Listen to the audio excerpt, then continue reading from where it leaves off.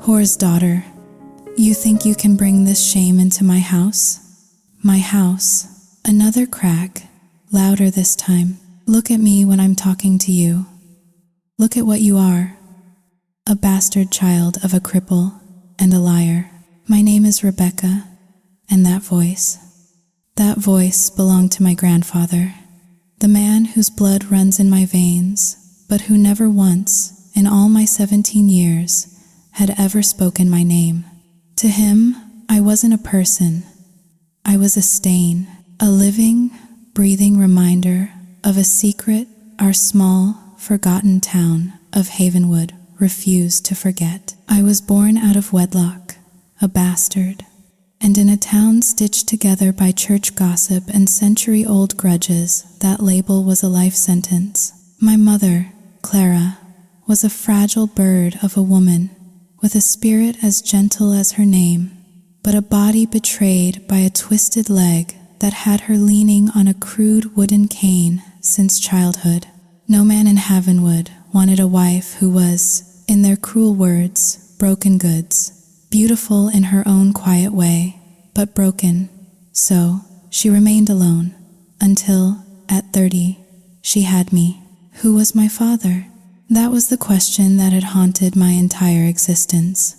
A ghost at our dinner table, a whisper in the schoolyard. My mother, she locked that secret away.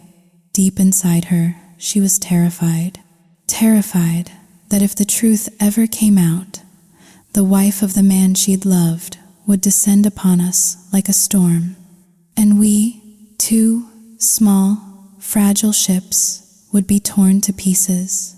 My grandfather tried to beat the name out of her. I was just a baby then, but I'm told he dragged her out to the old oak tree, his belt in his hand, demanding, questioning, threatening. But my mother, Clara, she bit her lip until it bled and never said a word. His rage, unspent, curdled into a permanent, cold disgust. He built a small, one-room shack for us at the far edge of the garden, just beyond the wilting rose bushes, a place for the trash to be kept out of sight. We were exiled, just a stone's throw from the main house, but it might as well have been a different continent if it weren't for my grandmother, who would sneak out to us in the dead of night with parcels of rice, a little salt, sometimes even a piece of leftover chicken. We would have starved. She was our silent angel, her love a flickering candle in the crushing darkness of my grandfather's hate. I grew up in that shack, and in the shadow of the word bastard, it followed me everywhere. At school, the other children would form circles, pointing and chanting. I learned to be alone, to walk with my head down, to find comfort in the silence of the woods behind our shack. I became a quiet, sullen thing. I rarely smiled.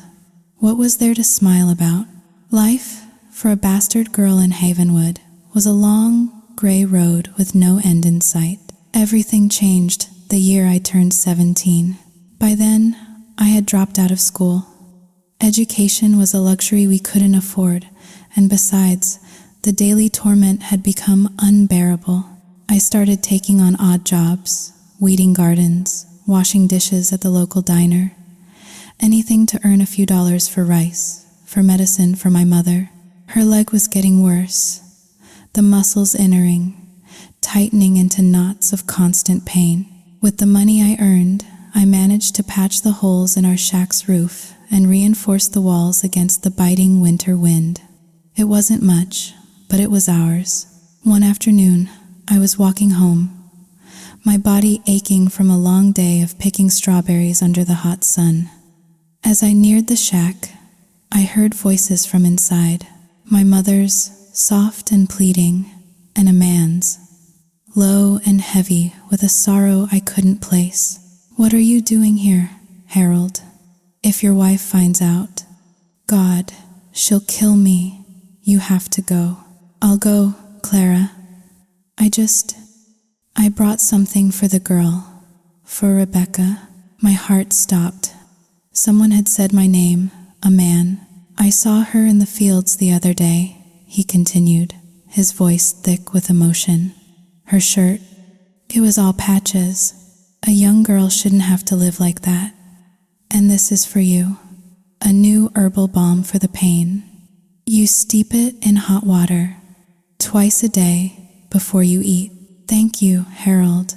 But you need to leave. Please. You don't blame me, do you, Clara? For all this, there was a long pause. I could picture my mother, her frail hand clutching her cane, her eyes downcast. How could I ever blame you? She whispered. You gave me a daughter. That's more than anyone else ever gave me. I'm grateful. Truly grateful. Clara, I love you. I think a part of me always will, but I had a family, a life. I couldn't just... It's been 17 years, and the guilt. It eats me alive every single day. Don't think about it. A man like you, caring for a broken woman like me. It was a kindness, a moment of kindness in a lifetime of cruelty. How could I ever be anything but grateful? I heard a soft sob, then another. They were holding each other. I knew it. Two people, trapped by circumstance, sharing a grief that had spanned nearly 2 decades. And in that moment, the ghost that had haunted my life finally had a face. My father. It was Harold. Harold from the other side of town. The man who owned the grain store. The wealthiest man in Havenwood. His wife, Janice, was a woman known for her vicious tongue and a glare that could curdle milk. The entire town was terrified of her. My chest felt tight, like a band was constricting around my lungs. I wanted to scream, to run in there and yell, "Dad!" A word that had felt foreign and impossible on my tongue for my entire life. But I couldn't move. I was paralyzed. So I hid behind the thick banana leaves of the garden, my heart hammering against my ribs, and I waited. A few minutes later, Harold emerged, his shoulders slumped, his face a mask of misery. He didn't see me. He just walked away, a ghost returning to his own life. I crept into the shack. "I'm home, Mom." "Oh, Rebecca, you're back." She quickly wiped her eyes. "Dinner's almost ready. Go wash up." As we sat at our small, rickety table, she handed me a neatly folded set of new clothes, a simple cotton blouse and a pair of sturdy denim jeans.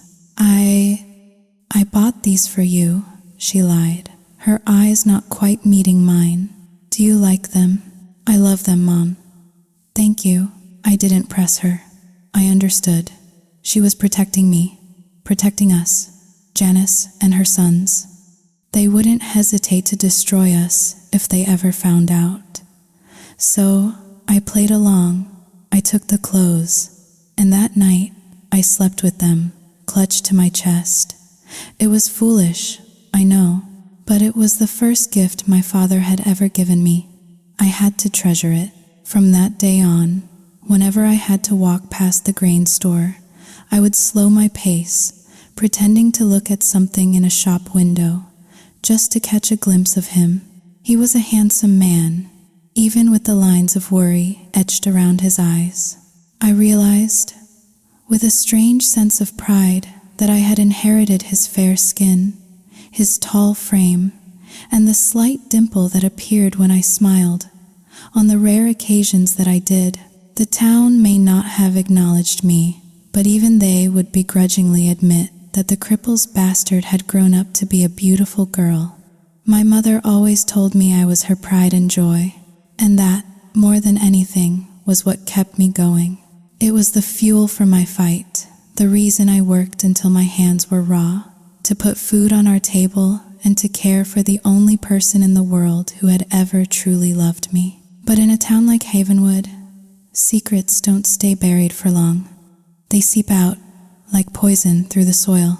And when the truth of my parentage finally came to light, the storm my mother had always feared finally broke, and it was a hurricane. The whispers turned into accusations. The town, led by Janice's venomous narrative, painted my mother as a homewrecker, a scheming seductress who had trapped a good man. They claimed the money Harold had secretly given us for my schooling over the years was stolen from his own family.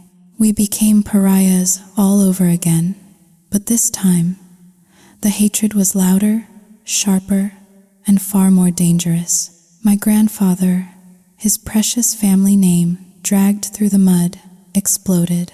He stormed into our shack, his heavy cane raised high, and brought it down on my mother's back, again and again, until she collapsed onto the dirt floor. A crumpled heap of pain. Something inside me snapped. For the first time in my life, I screamed at him. I fought back. "Leave her alone. You monster, leave her alone." He turned his rage on me. The cane whistled through the air, striking my arms, my back, my legs. The pain was searing, but the hatred I felt for him was hotter. The dark, purple welts that bloomed across my skin were nothing compared to the wounds inside. I hated him. I hated this town.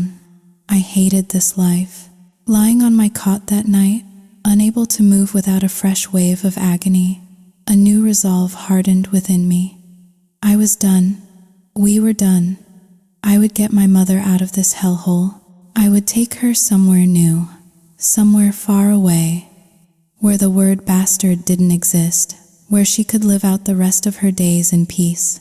But to do that, I needed money. The next morning, every muscle screaming in protest, I dragged myself out of bed and went to the fields to work. The sun beat down, and by noon, the pain and the heat were too much. I collapsed, fainting right there between the rows of strawberries. The owner of the farm, a stern but not unkind woman, took pity on me. She sent me home early, but paid me for the full day, and even gave me a small meat pie to take to my mother. She was the only person in the entire town who didn't treat us like dirt. I planned to save up for another week, maybe 2. Just enough to get us a bus ticket and a little extra to survive on until I could find work. But we didn't have 2 weeks. We didn't even have 1. That very night, disaster struck. Around midnight, a scream tore me from a shallow, painful sleep. It was my mother, Rebecca. "Wake up! Fire!" My eyes shot open. The world was orange and red. The shack was ablaze. The roar of the flames was deafening, the heat intense. Panic seized me, cold and sharp. I didn't think. I just acted. I scrambled over to my mother, scooped her frail body into my arms, and charged through the collapsing doorway, out into the cool, dark night. She was safe, shaking and coughing, but safe. My hair was singed, my arm burned, but she was alive. And then I remembered the money, my entire life savings, everything we had. It was in a small tin box tucked under my pillow. "I'll be right back," I yelled over the roar. I didn't wait for her to protest. I ran back into the inferno. The heat was like a physical blow, the smoke thick and choking. I knew it was insane. I knew I could die, but without that money, we were trapped. Without that money, escape was impossible. My life for her freedom. It wasn't even a choice. By some miracle, I found the box, grabbed it, and scrambled back out, just as the roof caved in with a deafening crash. I had the money, and I had my mother. That was all that mattered. Clutching the warm tin box, I gently lifted my mother onto my back. In the distance, I could hear shouting, "Fire! Fire! Somebody help! Get some water! Clara! Rebecca!" They were too late, and I didn't care who started the fire. I knew, with a certainty that settled deep in my bones, that Janice and her family were behind it. But it didn't matter anymore. We were leaving. My mother, exhausted and terrified, had fallen asleep on my back. I smiled a grim, determined smile. She felt so light. Carrying her was no burden at all. It was a privilege. "Sleep, Mom. I whispered into the night, my voice hoarse from the smoke. I'll take you somewhere new, somewhere safe, no more whispers, no more beatings, I promise.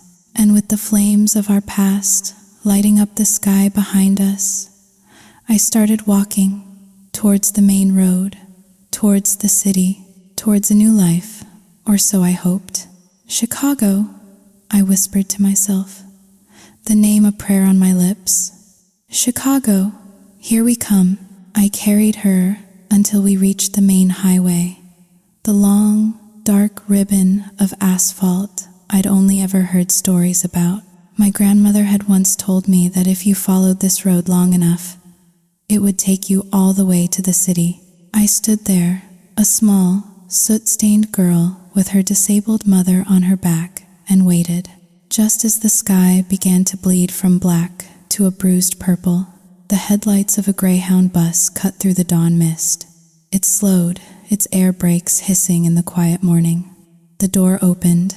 The driver, a weary-looking man with a coffee-stained mustache, eyed us suspiciously. Where to?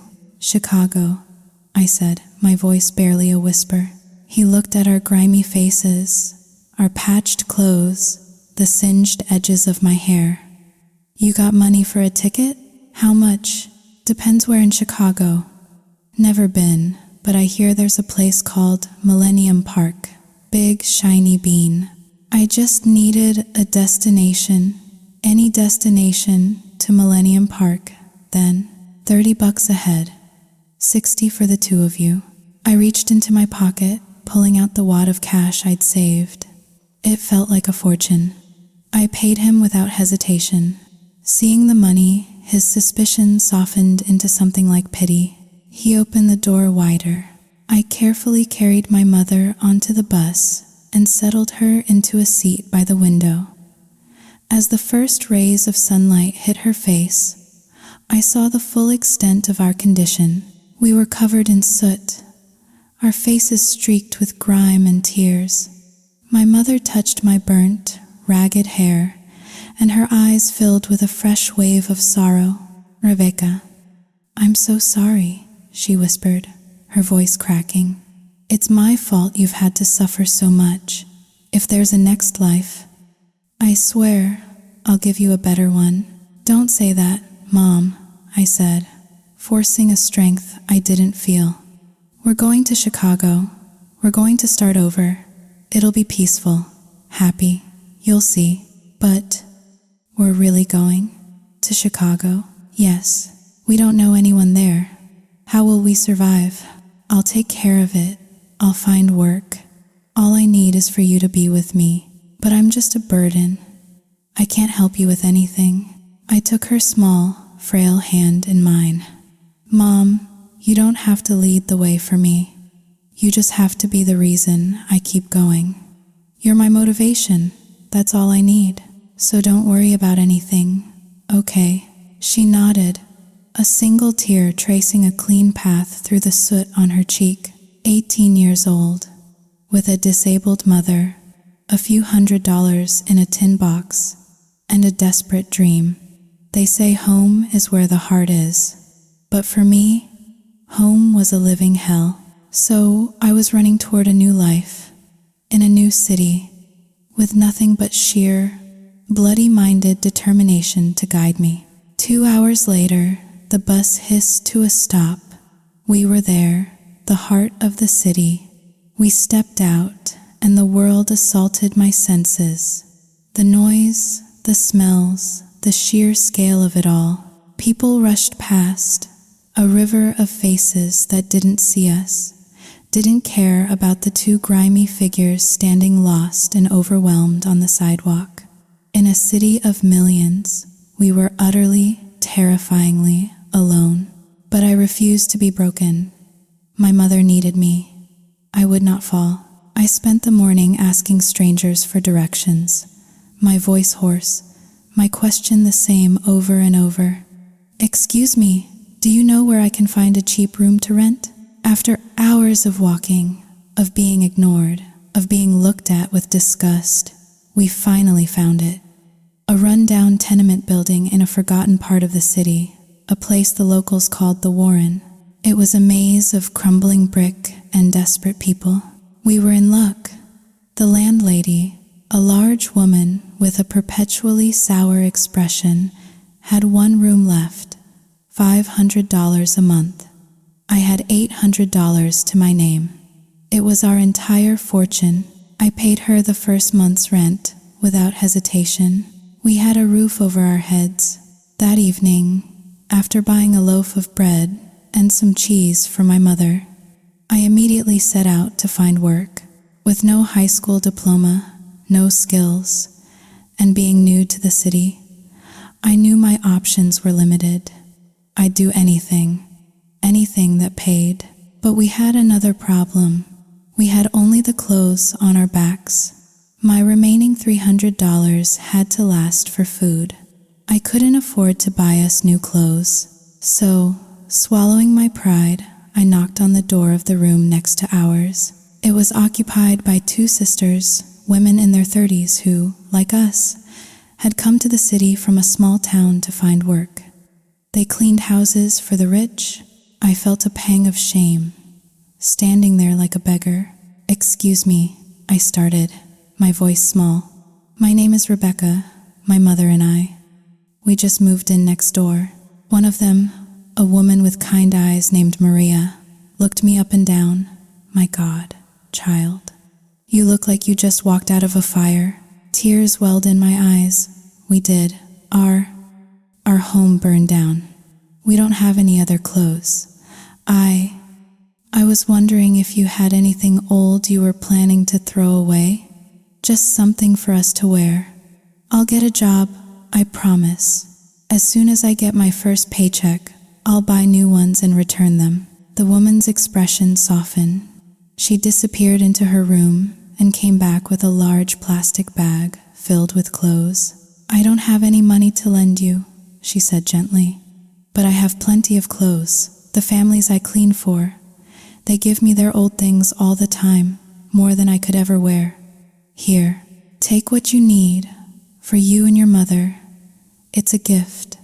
Don't worry about paying me back." I was so overwhelmed with gratitude, I could have collapsed. The clothes they gave us, discarded by the wealthy, were nicer than anything we had ever owned back in Havenwood. Maria also gave us 2 bowls and an old, dented rice cooker. It felt like winning the lottery. I dropped to my knees to thank her, but she quickly pulled me up. "Don't you do that," she said, her voice firm but kind. "These things were given to me for free. I'm just passing them on. We have to look out for each other here." Then she asked, "Have you found any work yet?" "No, not yet. We just got here today. Do you? Do you know of any jobs? I need to buy medicine for my mother's leg." Her gaze softened even more. She followed me back to my room and saw my mother, Clara, lying on the bare mattress on the floor. Without a word, Maria went back to her own room and returned with a plate of her own dinner for us to share. A large bottle of clean water and an old, worn blanket. "The tap water here," she warned. "It's full of rust. Only use it for washing, and you'll need this. The nights get cold."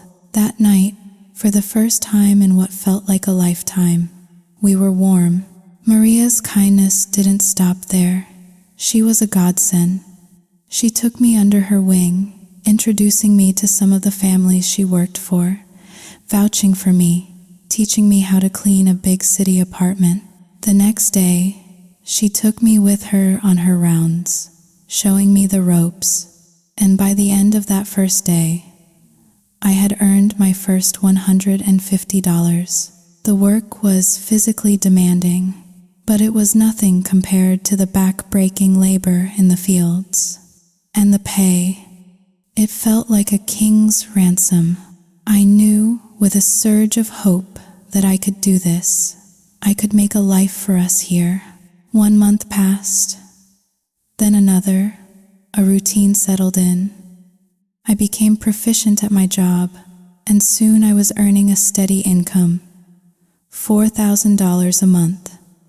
It was more money than I had ever dreamed of. After rent and food, I had enough for my mother's medicine and even a little to put aside. In our small, damp room, a fragile sense of peace began to take root. My mother cooked and washed our clothes while I was at work. The other residents of the tenement, mostly older women who worked as market sellers or dishwashers, were kind to us. They saw my mother's frail condition and would often bring her small treats or just sit and talk with her while I was away. Maria, our guardian angel, even took a pair of scissors to my singed, uneven hair and gave me a proper haircut. "There," she said, stepping back to admire her work. "You're a pretty girl, Rebecca. With a little makeup and some nice clothes, you'd look like you were born and raised in this city." "I'm a country girl, Maria," I laughed. "I don't want to be a city girl." "What about a city boy?" she teased. "You're almost 19. You should think about settling down." The woman I work for on Wednesdays, she has a son, 30 years old, works at a bank, still single. She's always asking me to find a nice girl for him. I shook my head. "No, thank you. I don't have time for that. He's educated, I'm not. We'd have nothing in common." My plans were simple. Work for a few years, save up enough money, and then maybe we could go back. Not to Havenwood, never there, but somewhere close. Buy a small plot of land, build a tiny house, a real home, just for the two of us. "I won't get married," I told her, my voice firm. "Not until I can give my mother a proper home. If I can't do that, I'll stay single forever and take care of her myself." Maria understood. She saw the weight I carried on my young shoulders, the burden of being the sole provider, the protector, the future of our tiny, two-person family. I thought that life would continue like this, in our quiet, peaceful rhythm. I was wrong. The city had been kind to us so far, but it had a dark underbelly, and I was about to be dragged into it. The tenement was a strange mix of people. On one side, the older women, like Maria. On the other, a group of older men, truck drivers and construction workers in their 40s and 50s, men who were away from their wives and families for long stretches of time. And then there was me, an 18-year-old girl who, with the better food and less stressful life of the city, was starting to blossom. My cheeks filled out, my skin cleared. I was becoming a woman, and they were noticing the way they looked at me. It made my skin crawl, but I was naive. I tried to ignore their leering gazes, their suggestive comments. I just kept my head down and went about my business. Our building had communal bathrooms, one for men, one for women. The older women usually bathed early in the evening, so they could get to bed and be up before dawn for their jobs. I preferred to shower late, after dinner, when it was quiet. It was a decision I would come to regret for the rest of my life. One night, as I was showering, I didn't realize I was being watched. A man, one of the truck drivers, a man named Henderson, had climbed onto the wall outside and was peering at me through a small, grimy window. He pushed on the flimsy wooden door. It was bolted from the inside. He pushed again, harder. The lock held. Frustrated, he left. His name was Henderson.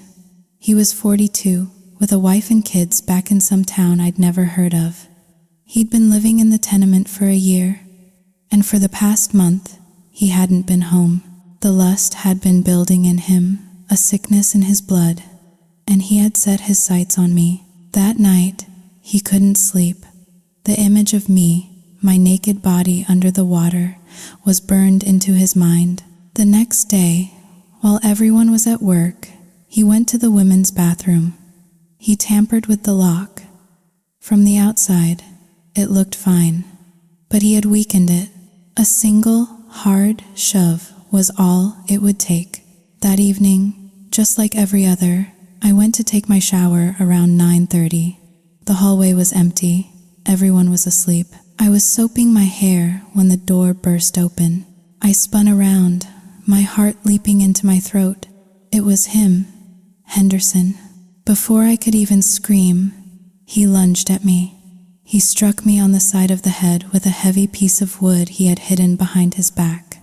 The world exploded in a flash of white, and then darkness. When I came to, I was lying on the cold, wet tiles of the shower floor. My body was wrong. A dull, throbbing pain emanated from a place I didn't want to think about, a place that felt torn and bruised. There was blood. I remembered his face, the door bursting open, the blow to my head. My hands clenched into fists. I knew what he had done. Tears, hot and silent, streamed down my face. Why? Why was life so cruel to me? I thought we had escaped. I thought we had found peace. But the storm had found me again, pulling me down into the depths, drowning me in a new kind of filth, a new kind of shame. I gritted my teeth, forcing myself to stand. The pain was excruciating. I scrubbed my body raw, trying to wash away his touch, his smell, his violation. But it was no use. The stain was on the inside. I dressed and walked back to my room, a zombie moving through a nightmare. My mother was still awake, waiting for me. "What took you so long, Rebecca?" The words came out, hollow and bitter. "Just getting clean." I climbed onto our mattress and pulled the blanket over my head. I tried so hard not to cry, not to let her know. But the sobs came, silent and racking, shaking my whole body. I hated him. I hated this world. Why couldn't they just leave me alone? The next morning, I went to work as if nothing had happened. What else could I do? Scream? Cry? Who would listen? I swallowed the pain, the shame, the rage, and packed it down deep inside me, a toxic lump in my gut. I had to be strong. For my mother, as I was walking through the narrow, garbage-strewn alleyway behind the tenement, a voice stopped me. "Hey, kid." It was him, Henderson. He was leaning against the brick wall, smoking a cheap cigarette, looking at me with an unnerving calm. My entire body went rigid. He took a slow drag from his cigarette and blew the smoke out in a lazy gray plume.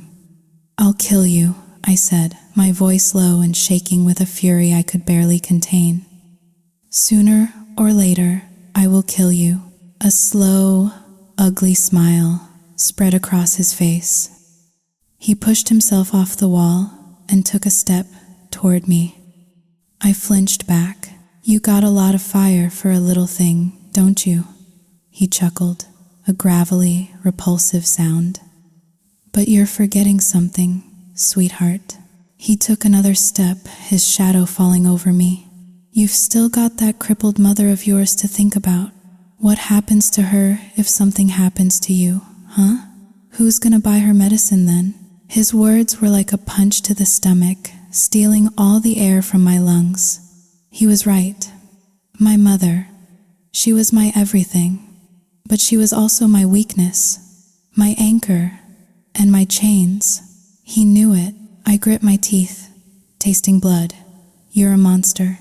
"Nah," he said, taking another drag. "I'm a realist." He reached into his pocket and pulled out a crumpled wad of cash. 5 $100 bills. He tried to stuff them into the pocket of my jeans. "Here, for your trouble. A little something to keep you quiet." I slapped his hand away, the money scattering onto the filthy ground. "I don't want your disgusting money. Get away from me. I'll tell everyone what you did. I'll go to the police."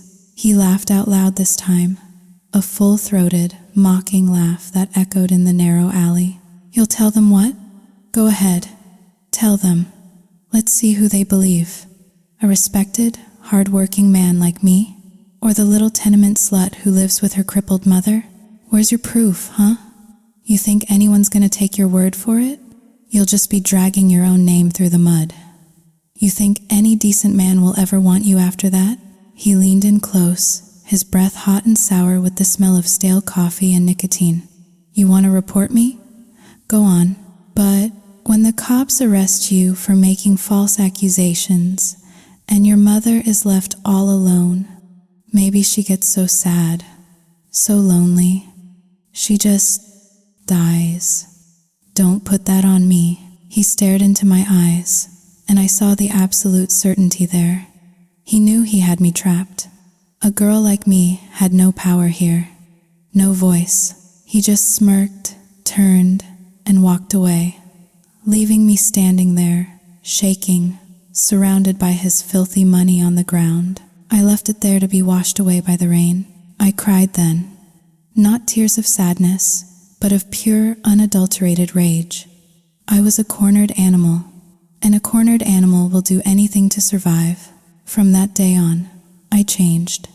I never went to the showers late again. I went in the early evening, when the other women were there, and every single time I carried a small, sharp paring knife wrapped in a washcloth, hidden at the bottom of my bucket. I was ready. I was waiting. He got greedy. He got impatient. A week later, he saw his chance. He must have been watching me, waiting for a moment when the bathroom was empty. I knew he would try again. I could feel his eyes on me whenever I walked through the courtyard. The predator, waiting for the prey to let its guard down. So I set a trap. One evening, I waited until the usual crowd had finished. I saw him, lurking in the shadows near the men's room. Our eyes met for a split second. I held his gaze, then deliberately turned and walked into the women's bathroom. I left the door unlocked. It was a gamble, a terrifying one, but I was done being the victim. I had the knife ready, hidden under my clothes in the dry corner of the stall. I had just turned on the water when the door creaked open. He stepped inside, a sick, triumphant grin on his face. "Looking for me, sweetheart?" he rasped. I turned to face him, my heart hammering, but my voice was cold as ice. "What do you want, Henderson?" "You know what I want," he said, his eyes roaming over my body. "Just a little fun. You be nice to me, and I'll give you a lot more money this time." I forced a nod, a flicker of something that looked like acceptance. "Okay then." That was all the encouragement he needed. The grin widened. He started to unbuckle his pants, his eyes never leaving me. He was so sure of himself, so sure of his power over me. He took a step forward, reaching for me, and that's when I moved. In one fluid motion, I grabbed the knife. He didn't even see it coming. I lunged forward and slashed downwards, with all the strength, all the rage, all the pain of the last week behind the blade. A scream. Not a human scream. It was a raw, animal sound of pure agony. He collapsed, clutching himself, blood pouring through his fingers. The entire tenement erupted. Doors flew open. People came running, and the secret was out. He was rushed to the hospital. I calmly put my clothes back on and walked back to my room. Everyone was buzzing, asking questions, but I said nothing. My silence, I would later learn, was the most damning thing of all. My mother, when she finally understood what had happened, held me and wept, blaming herself, her uselessness, her inability to protect me. Her pain was a knife twisting in my own gut. Henderson, the bastard, survived. The doctors managed to reattach. Everything. But he would never be the same. We both agreed, through intermediaries, to keep things quiet, to not involve the police. A scandal would only hurt me more, They would drag my name through the mud, ask me what I was wearing, why I was there so late. If I had led him on, I knew how it worked, so I let it go. The physical scars he gave me were gone, but I had given him a permanent one of his own. It was enough, but before he moved out of the tenement, disgraced and broken, he planted one final, poisonous seed. He told everyone a different story. He told them that I was the one who had seduced him, that I was a prostitute selling my body to make extra money, that our meeting place was the communal bathroom, and that I had attacked him because, on that night, he had forgotten to bring the cash. And the people, they listened. You know, I heard one of the women whisper to another by the water pump, "There's no smoke without fire." And she was so calm afterwards. Another added, "Didn't shed a tear." If it had been me, I'd have been hysterical for weeks. It's unnatural. The whispers grew into a narrative. The narrative became my reality. I was no longer Rebecca, the quiet girl who worked hard to support her mother. I was Rebecca, the tenement whore, a seductress, a money-grubbing slut. Why would they believe him over me, a poor, desperate girl? It's a question you might be asking, but have you ever lived in a place where hope is scarce, where people's own lives are so hard that seeing someone else brought low is a kind of entertainment, a distraction? They didn't know me, but they knew the story of a girl like me, and in their minds, that story always ended this way. My mother cried until her eyes were swollen shut, but I had no tears left. My heart had been slowly turning to stone, and this was the final layer. "Let them talk, Mom," I told her, my voice devoid of emotion. "As long as you believe me, I don't care what the rest of the world thinks." "But it's not fair," she sobbed. "I know," I said, "but life isn't fair. We know that better than anyone." I retreated further into myself. My world shrank to the size of our tiny room, the houses I cleaned, and the path between the two. I avoided everyone, their stares, their whispers. They were like tiny needles, constantly pricking at my skin. Life in the tenement became a new kind of hell. The gossip was relentless. New families moved in, and the story was the first thing they were told. A young couple, Mike and Brenda, moved into the room across the hall. Mike was a flirt, and everyone knew it. One afternoon, I was washing clothes at the communal sinks outside. He wandered over. "Hey there, Rebecca," he said with a sleazy grin. "You're working hard. A pretty girl like you shouldn't have to work so hard." I sighed, not even looking up from the bucket.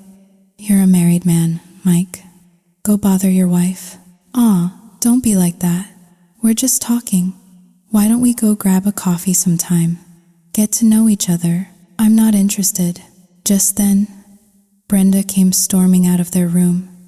She saw her husband standing next to me, saw the look on his face, and she exploded. "You got him, homo-wrecking slut," she shrieked, launching herself at me. I was sitting on a low stool, and she had the element of surprise. She grabbed a handful of my hair and yanked my head back. "Trying to steal my husband, you whore."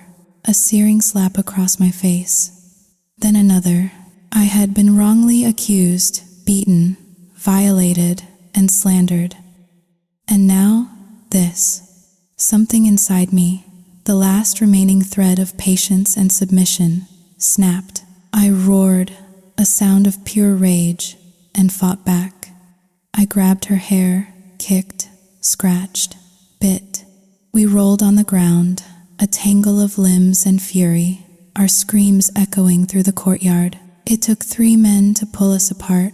Brenda, hysterical, pointed a shaking finger at me. She was trying to seduce him. I saw it. She's a whore, just like everyone says. And the crowd, they looked at me.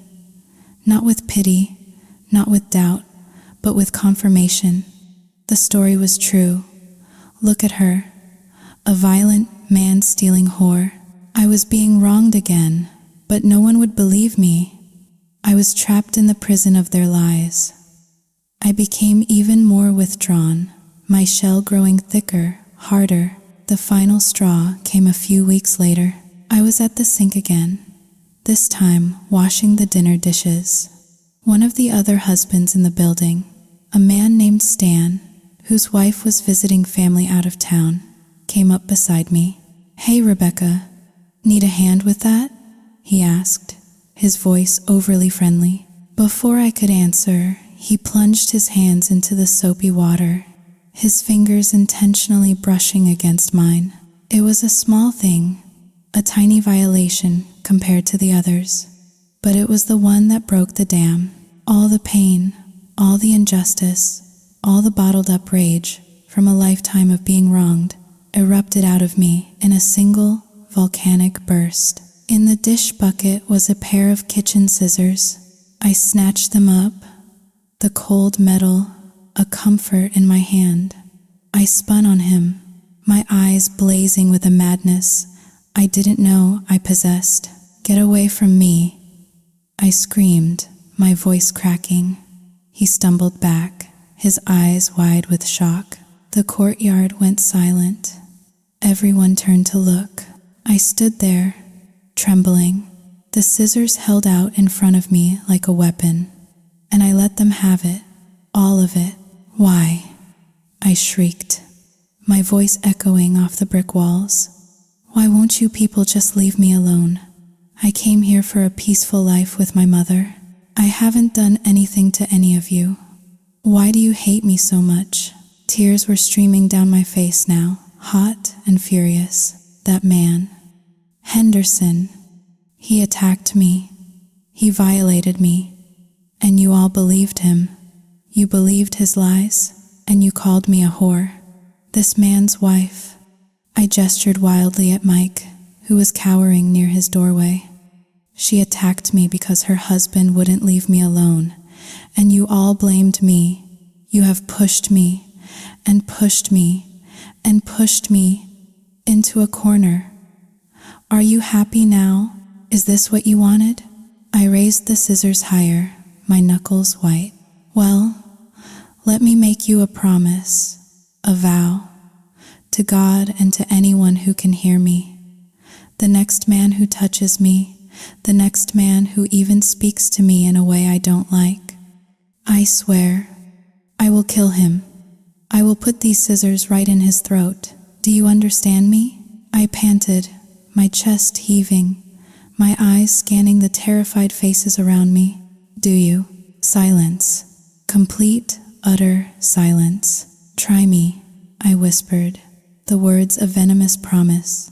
Just try me. Then, as if in a trance, I turned back to the sink and calmly continued washing the dishes. From that day on, everything changed.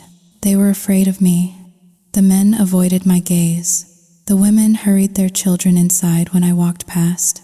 They no longer whispered that I was a whore. They whispered that I was crazy, dangerous, unhinged, and in their fear, for the first time since coming to this city, I found a strange, twisted kind of peace. They left me alone. I had become what they had made me, a monster. And for a monster, being left alone is the only comfort there is. I was like a cactus in the desert, covered in spines to protect the fragile life within. I was tough, I was strong, and I was utterly, completely alone, except for my mother. She was my reason, the reason I endured. And so, for 2 years, life went on in our strange, silent, protected bubble of fear. 2 years. 2 years of a fragile, hard-won peace. I was 20 now. The jagged edges of my rage had smoothed into a quiet, watchful hardness. I had found a new job, a better one, as a server at a busy downtown restaurant. The hours were long, the work relentless, but the tips were good. On my days off, I still cleaned houses to make extra money. I was a machine, fueled by a single purpose, my mother. But time, which had seemed to stand still in our little room, was taking its toll on her. Her bad leg was getting worse, the pain a constant, grinding presence in her life. She was having more and more trouble walking, even with her cane. I pleaded with her to see a doctor, to let me take her to the hospital. "Mom, please, let's just go for a checkup. The doctors can see what's wrong." "And what good would that do, Rebecca?" she'd say, forcing a smile that didn't reach her tired eyes. "This leg has been with me since I was a little girl. It is what it is. A doctor's visit is just a waste of money we don't have. But it's worse than before. I can see it. You're in pain, aren't you?" No, I'm fine. See?" She would make a show of walking across our small room, her knuckles white as she gripped her cane, each step a carefully concealed agony. "Perfectly fine. Now you go on to work, or you'll be late." I knew she was lying. I could see it in the tightness of her jaw, the slight sheen of sweat on her brow. She was hiding her suffering from me, because she didn't want to be a burden. She didn't want to use the money I was so carefully saving. That money, it had become my obsession. Every dollar was a brick in the wall of the small house I would one day build for her. $40,000. That's how much I had managed to save. It was hidden in a shoebox under our mattress. A secret treasure, a testament to 2 years of 16-hour days and sleepless nights. But if we went to the hospital, that money would vanish in a heartbeat. And so, she lied. For me. And I, fool that I was, I let myself believe her. A week later, I came home from a long double shift at the restaurant. I called out as I unlocked the door. "Mom, I'm home." Silence. A knot of ice formed in my stomach. The door was unlocked. She always locked it when I was gone. I pushed the door open, and my world fell apart. She was lying on the bed, motionless. An empty glass and a small, torn paper packet lay on the floor beside her. A faint, acrid smell hung in the air. Foam, white and sickly, flecked the corners of her mouth. Her breathing was shallow, a faint, rattling whisper. "Mom." The scream was torn from the deepest part of my soul. I scooped her into my arms. She was so light, lighter than I'd ever remembered. No, please, Mom, no. I ran. Out of the room, out of the tenement, into the street. I didn't have a phone. I didn't have a car. I just had her, my dying mother, in my arms. "Help! Somebody help me!" I screamed, my voice raw with terror and grief. The city, as always, was indifferent. Cars honked. People walked by, averting their eyes, hurrying on their way. No one stopped. No one cared. "Please, my mother is dying. Please, someone help." I was sobbing now, great, heaving gasps, my tears blurring the indifferent city lights into a meaningless smear. Then, a sleek black car, a limousine, pulled up beside me. The back window glided down. A man in the back seat, his face obscured by dark sunglasses, leaned forward. "Looks like someone needs help," he said to his driver. The driver got out and opened the back door. "Please," I sobbed, stumbling towards them. "My mother. She needs a hospital. Please." "Get in," the man in the sunglasses said, his voice calm and steady. I climbed into the plush leather interior, my mother's limp body cradled in my lap. "What happened to her?" he asked, his voice gentle. I don't know.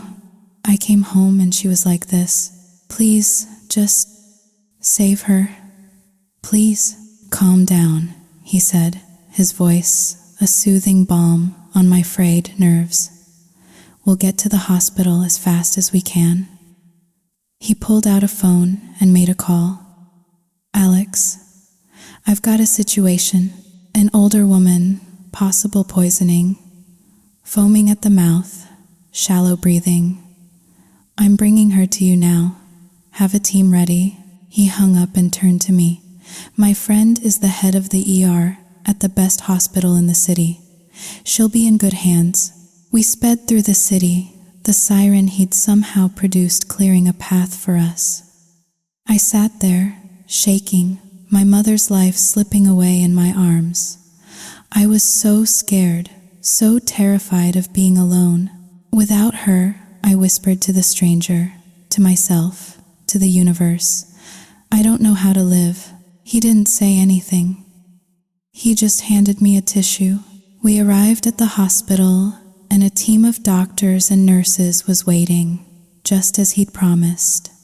They rushed her away, and I was left standing in the sterile, brightly lit hallway, trembling and cold. He came over and draped his expensive suit jacket over my shoulders. "You're shivering."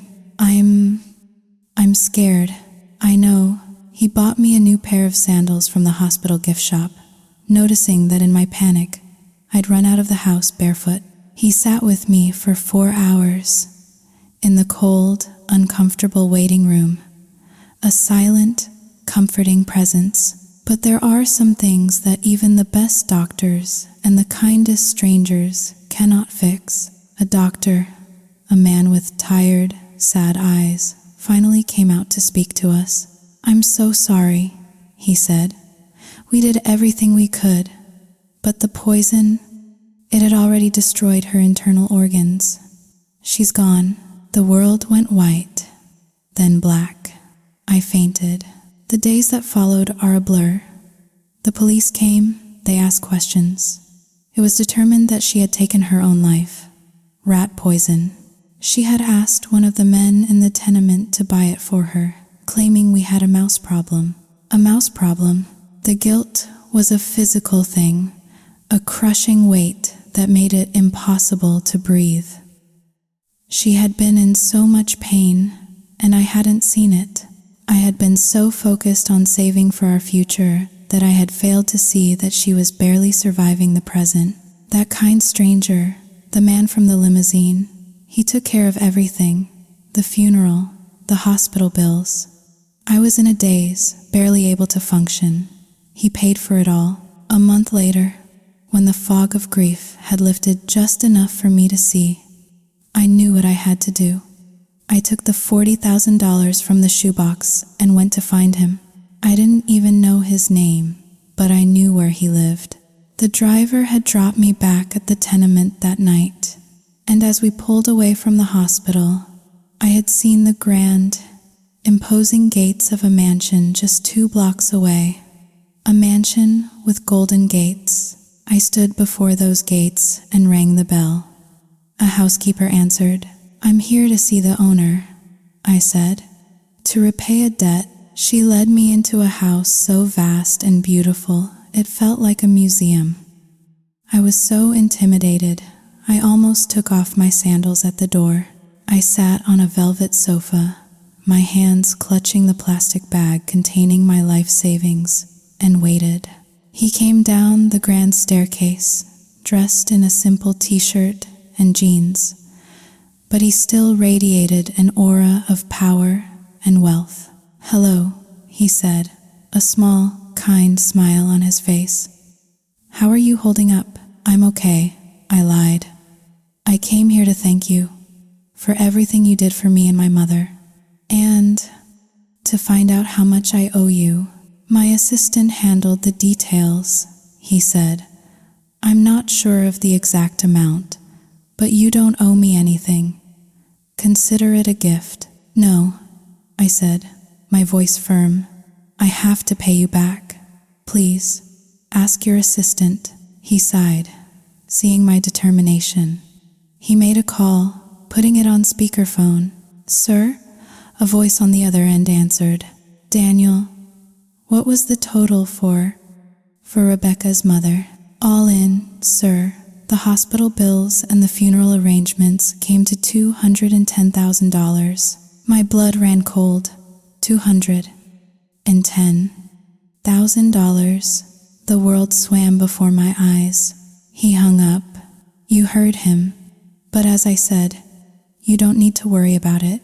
I shakily opened the plastic bag and placed the stacks of worn, wrinkled bills on his polished marble coffee table.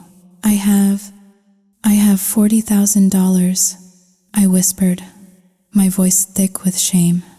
It's all I have. Please take this, the rest, the $170,000. I'll pay it back. I'll work. It might take me 5 years, but I swear on my mother's grave, I will pay you back every single cent. I started doing the math in my head. My salary was $6,000 a month. After rent and expenses, I could afford to give him $3,000. It would take me almost 5 years, an eternity, but I would do it. He looked at me, then at the pathetic pile of money on his table, and for the first time, he looked truly surprised. You're serious? I am. Look, he said, his voice gentle. I appreciate the gesture. I really do. But I don't need this money. You do. Take it back. Use it to find a better place to live, to start a new life. Please. No, I said, standing up. I can't. I don't take charity. And I hate being indebted to anyone. I looked him straight in the eye. That $40,000 is yours now. The rest, I will pay you in installments. $3,000 a month. I'll bring it here, on the 1st of every month. And with that, I turned and walked out, leaving him standing there, speechless, with my life savings on his coffee table. Why did I do it? Why not just take his help? Because after everything I had been through, my pride, my independence, was the only thing I had left. It was worthless in the grand scheme of things, but it was mine. I went back to the empty room in the tenement. I went back to work, but the light had gone out of my life. Before, I was working for my mother, for our future. Now, I was just working to pay off a debt. The joy was gone. The purpose was gone. There was just a hollow, aching void where my heart used to be. One afternoon, a few weeks later, I was at work. It was a busy lunch rush, the restaurant a chaotic symphony of clattering plates and shouting orders. I was clearing a table when I heard a commotion from the other side of the room. A drunk, belligerent customer was screaming at one of the other waitresses. Where's your manager? Get him out here. This is unacceptable. The manager, a timid man named Tim, rushed over. What seems to be the problem, sir? The problem is your waitress. She's got an attitude. Look at her, glaring at me. I want her fired. The girl he was pointing at was me. Tim turned to me. Rebecca, what happened? He grabbed my ass. Tim, I said, my voice flat and cold. The drunk man puffed out his chest. I can grab your ass if I want to. What are you gonna do about it? You don't like it? You can leave. In fact, I'll have this whole place shut down. You know who I am? Tim, terrified of losing a wealthy customer, immediately began to grovel.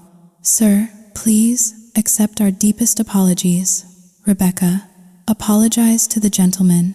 Now. I stared at him, my eyes burning. He assaulted me. He should be apologizing to me. Rebecca, do as I say, or you're fired. I will not apologize. Then, you're fired. Fine. Just as I was about to turn and walk away, a calm, familiar voice cut through the tension. Don't be a coward, Tim. You're better than that. I turned, and my heart skipped a beat. It was him. The man from the limousine. His name was Liam. He was sitting at a nearby table with a friend. He stood up and walked over, his eyes fixed on the drunk customer. "You," he said, his voice dangerously low. "You have a problem? Who the hell are you?" The drunk man sneered. "I'm her boyfriend," Liam said calmly. "And you just assaulted my girlfriend. So now, you have a problem with me." Before the man could even react, Liam swung. A single, clean, powerful punch that sent the drunk man sprawling to the floor. He then grabbed the man by the collar, hauled him to his feet, and shoved his face into a plate of leftover spaghetti. "You want to get this restaurant shut down?" he said, his voice a menacing whisper. "Go ahead, I'll just buy it and give it to my girlfriend to manage. You picked the wrong person to mess with today." He hit him again, and the man's friend, terrified, dragged him out of the restaurant. The entire place was silent. Liam brushed his hands off and turned to Tim, the manager. "You should be ashamed of yourself. You have a duty to protect your staff, not throw them to the wolves to save a buck." He then looked at me, his eyes softening. "Let's get out of here. It's too loud."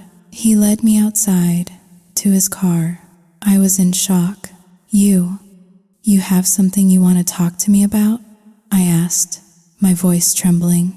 "Let's go get a coffee," he said. "We can talk there."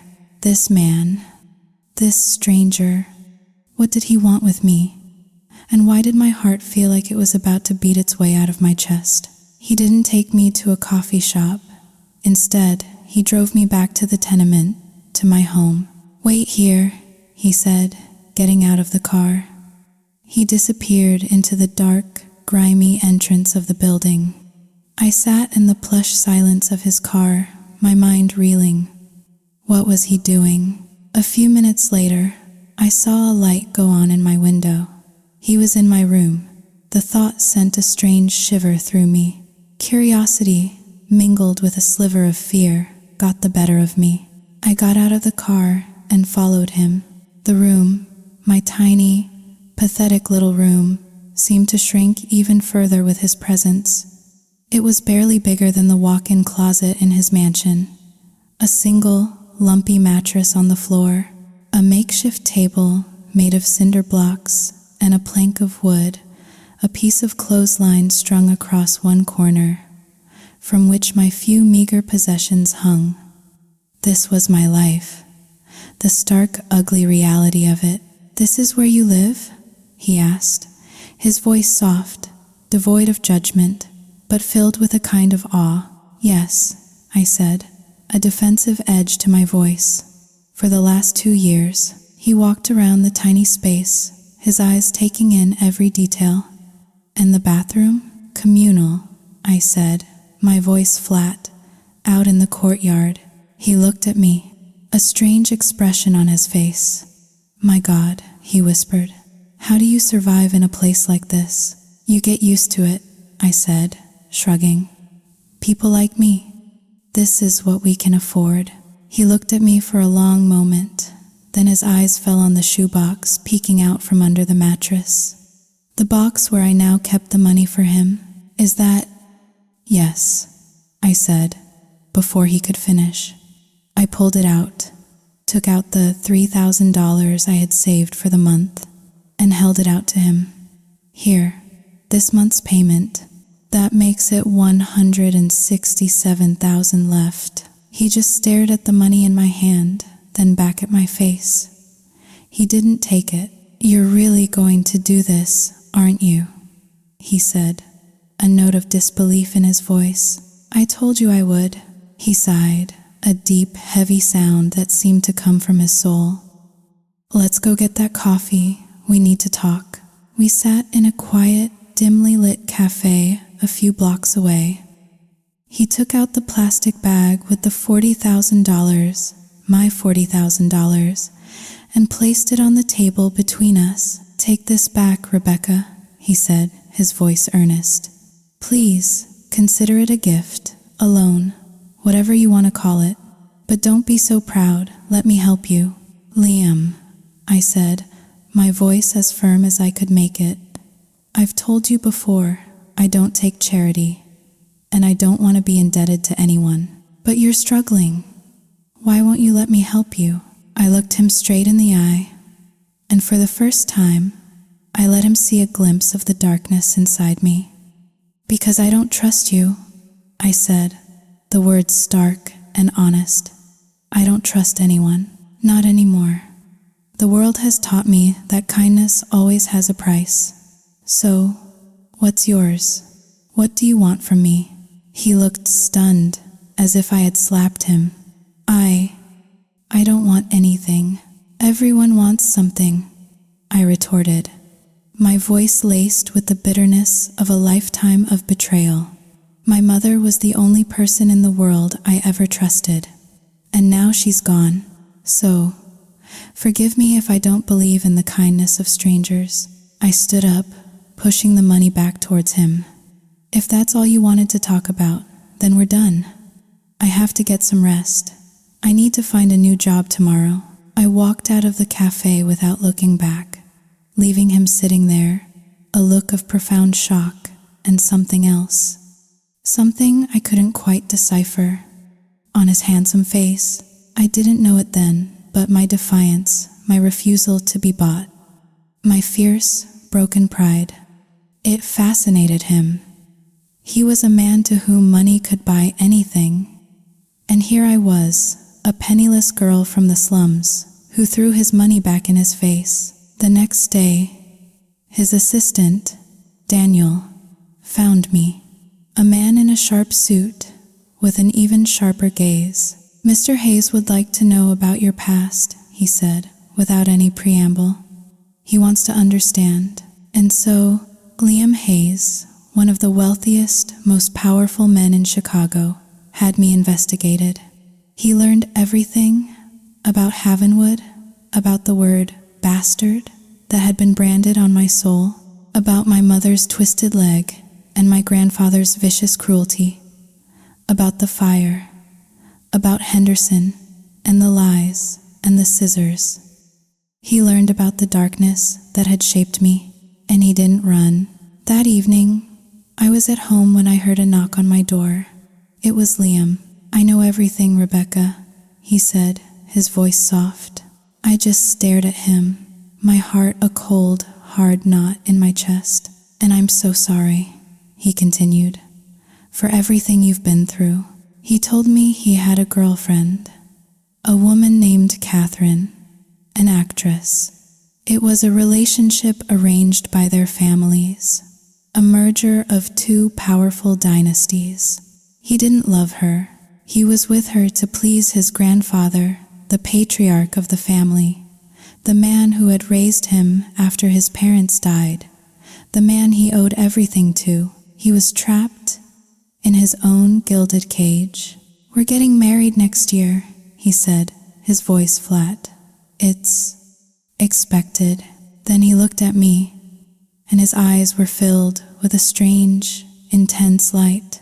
I don't know why, he said, his voice barely a whisper, but I can't stop thinking about you. What happened next? It's a blur in my memory.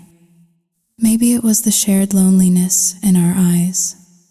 Maybe it was the fact that he had seen the ugliest parts of my life and hadn't recoiled in horror.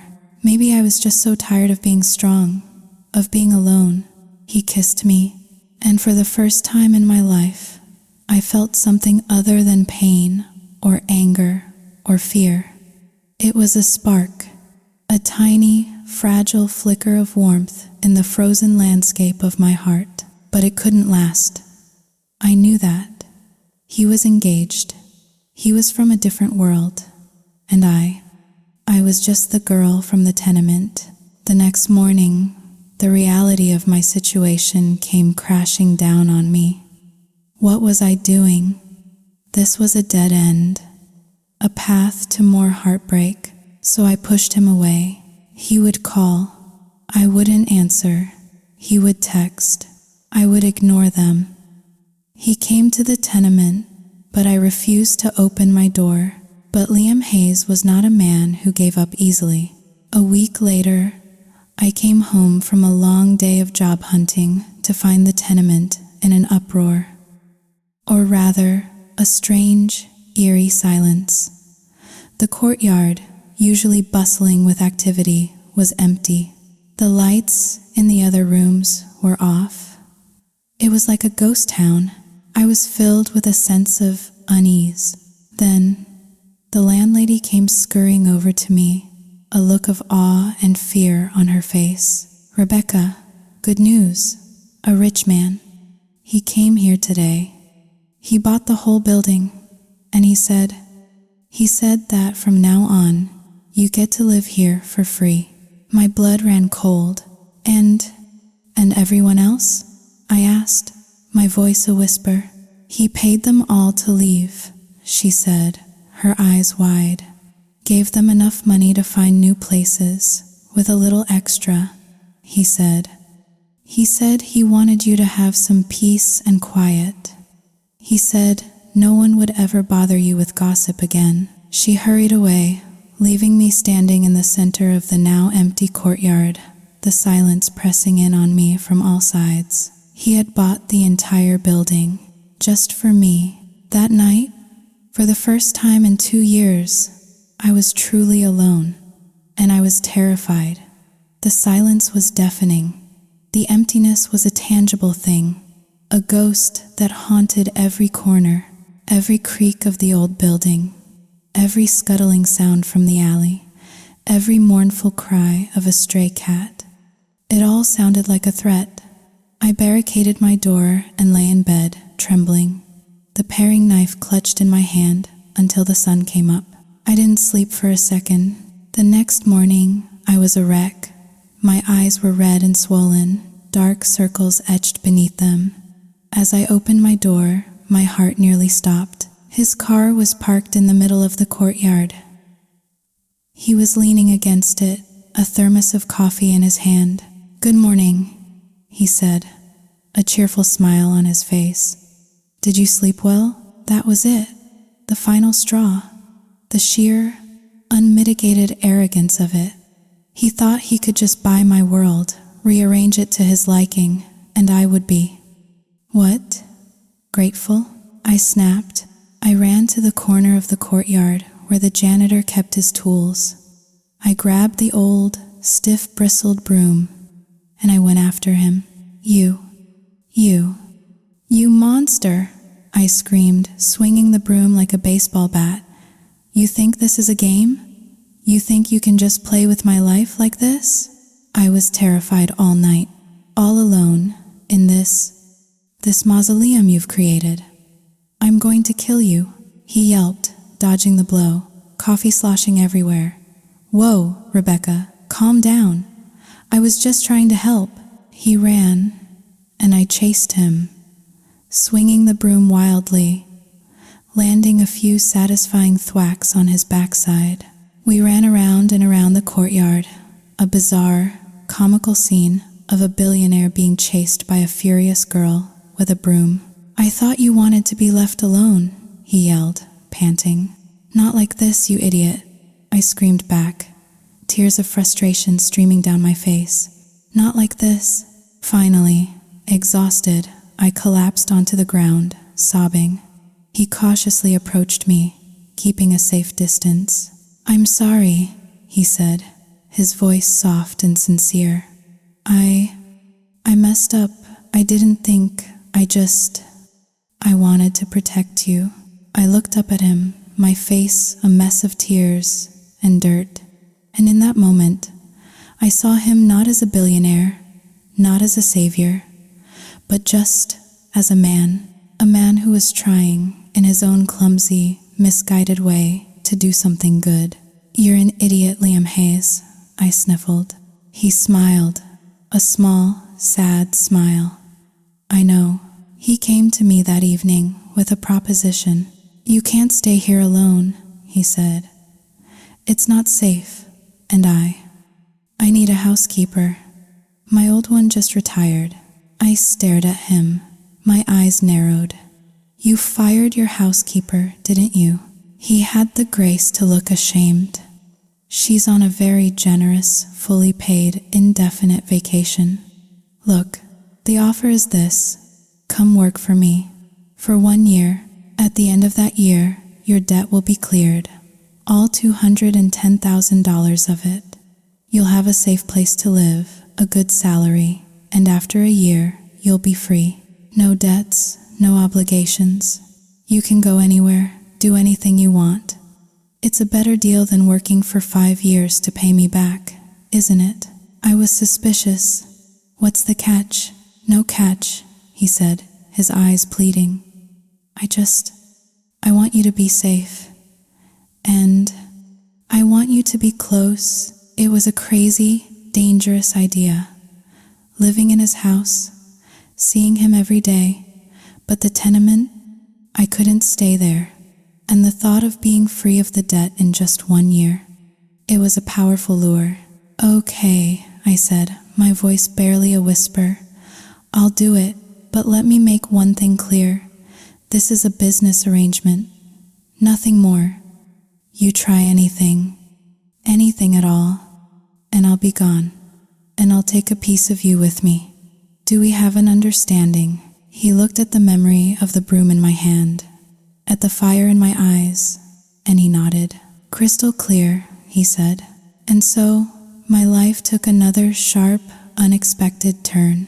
I, Rebecca, the girl from the shack, the bastard of Havenwood, the tenement whore, moved into the grand, golden, gated mansion of Liam Hayes.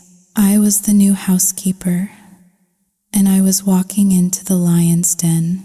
Life in the mansion was like stepping into another universe. The silence here was different from the terrifying emptiness of the tenement. It was a rich, heavy silence, broken only by the gentle ticking of a grandfather clock in the hall and the distant hum of the city. My room was on the first floor, a cozy, elegant space that was bigger than our entire shack back in Havenwood. Liam's quarters were on the second floor, and the third floor, he told me, housed his home office and a state-of-the-art gym. The work was easy, almost laughably so. I cleaned, I did the grocery shopping, I cooked, but in a house that was already impeccably maintained, there was little to do. Most of my days were spent in a strange, luxurious boredom. I would watch movies on the giant television in the living room, a pleasure I'd never had before. I would read books from his vast library, and sometimes I would just sit by the enormous swimming pool in the backyard, watching the sunlight dance on the water, feeling like an imposter in a fairy tale. Liam, to his credit, kept his distance. He treated me with a polite, professional respect. He was gone most of the day at his office, and in the evenings, we would eat dinner in a formal, slightly awkward silence at opposite ends of a dining table that could have seated 20. He was honoring our agreement, but I could feel his eyes on me when he thought I wasn't looking. A silent, unspoken current flowed between us, a tension that hummed just beneath the surface of our carefully constructed professional relationship. One afternoon, I was watching a movie in the living room when the doorbell rang. I opened it to find a woman standing on the doorstep. She was stunningly beautiful, in the way that only movie stars and models are, dressed head to toe in designer clothes, with perfectly styled hair and a look of imperious boredom on her face. "And you are?" she asked, her voice dripping with condescension as she looked me up and down. "I'm Rebecca," I said, "the new housekeeper." "Ah," she said, a flicker of something unreadable in her eyes. "The new one. Where's Martha?" "She's on vacation." "I see." She pushed past me into the house, trailing a cloud of expensive perfume. "Well, be a dear and take my suitcase up to Liam's room, and then fetch me a glass of freshly squeezed orange juice. I'm parched." I bristled at her tone. "And who are you?" She turned and gave me a smile that was all teeth. "I'm Catherine," she said, as if it were the most obvious thing in the world. "Liam's fiancée." I would have thought he'd have mentioned me. My heart did a strange, painful little flip. Catherine, the actress, the woman he was supposed to marry. He didn't, I said, my voice flat. Well, he's forgetful like that, she said with a dismissive wave of her hand. Now, the juice? And my bags? Don't just stand there. She proceeded to treat me like her personal servant for the rest of the afternoon. She had me unpack her things, draw her a bath, iron her clothes, all of which I did with a slow, simmering resentment. This woman, with her casual cruelty and her air of ownership, she was my new reality, a stark reminder of my place in this world and in his. Later that day, I was in the laundry room, hand-washing one of her delicate silk blouses, muttering under my breath, "Fiancé my ass, thinks she owns the place, thinks she owns him." He had told me they were breaking up. The liar. Catherine came storming into the room. "Rebecca, is that what you're called? What is taking so long with my clothes? I have a dinner to get to." I looked at the mountain of designer clothes she expected me to wash by hand. "This is a lot of laundry, ma'am. It will take time. Don't you ma'am me, you little country mouse. You're a housekeeper. Your job is to do what I say when I say it. Or do I need to have Liam find someone more competent?" That was it. My temper, which I had been struggling to keep in check all day, finally flared. "You know what?" I said, dropping the blouse back into the soapy water. "I work for Liam Hayes. I don't work for you. And until he tells me otherwise, I don't have to do a single thing you say." Her perfectly made-up face contorted in a mask of fury. "Why, you insolent little brat? I'll have you fired for this." "Go ahead," I said, shrugging. "I don't particularly like it here, anyway." I turned and walked out of the laundry room, leaving her standing there, sputtering in impotent rage. I went and sat by the pool, my heart pounding. What had I done? I had just talked back to my boss's fiancé. I was definitely going to be fired. And then what? Back to the tenement? Back to the crushing weight of the debt? A part of me didn't care. I would rather be poor and free than be treated like dirt by that woman. I was still sitting there when Liam's car pulled into the driveway. Catherine must have seen him arrive, because she ran out to meet him, putting on a masterful performance. "Liam, darling," she cried, throwing her arms around his neck, her face a mask of distress. "Thank God you're home. Your new housekeeper. She's a nightmare. She's been so rude to me. She refuses to do anything I ask. You have to fire her immediately." I stood up, ready to face the music. "Fine," I thought. "Fire me. I don't care." Liam gently disentangled himself from her embrace. He looked from her furious face to my defiant one. "What's going on here?" he asked, his voice calm. "I'll tell you what's going on," Catherine shrieked. This trash you hired is disrespectful and lazy. I am the mistress of this house, and she refuses to listen to me." Liam's gaze settled on me. "Rebecca?" "She was ordering me around like a slave," I said, my voice quiet but firm.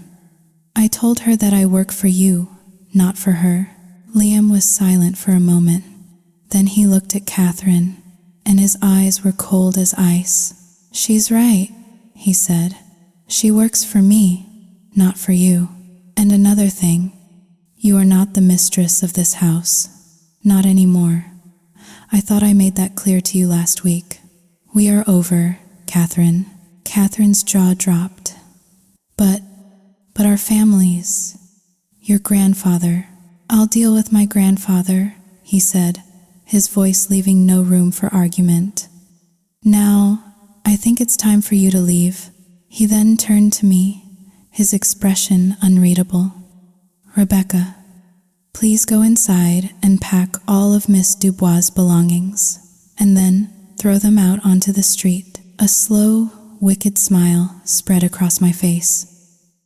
"Yes, sir," I said.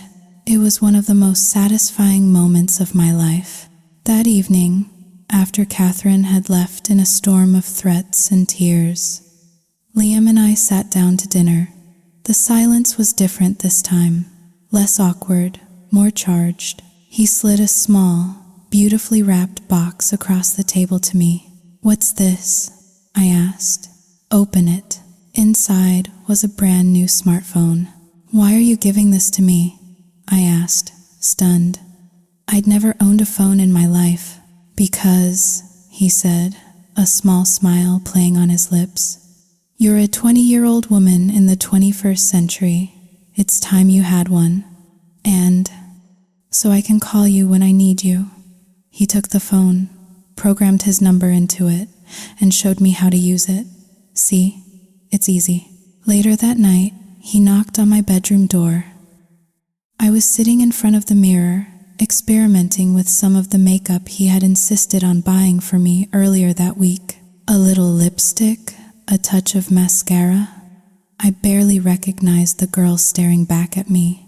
She looked pretty. He opened the door without waiting for an answer. He saw me, and he just stopped, his breath catching in his throat. "Wow," he whispered. "You're beautiful." I felt a blush creep up my neck. I quickly turned away. I was just seeing if it worked.